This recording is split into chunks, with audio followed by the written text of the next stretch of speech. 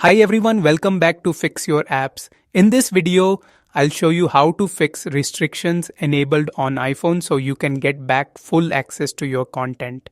Now let's get started. Step 1. Open the Settings app on your iPhone. This is the main place where you control all your device preferences. Step 2. Scroll down until you see Screen Time, then tap on it. This section helps manage how you or your family members use the device. Step 3. Tap on Content and Privacy Restrictions. This is where most of the limitations on apps and content are controlled.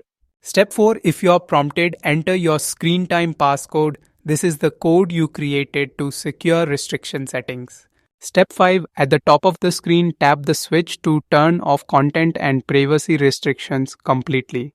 This should remove most of the limitations right away.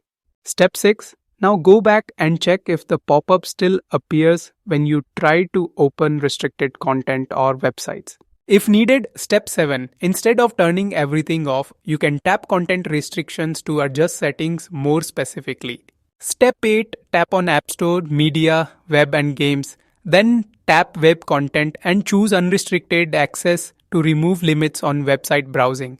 Thanks for watching and don't forget to subscribe to Fix Your Apps for more helpful tips.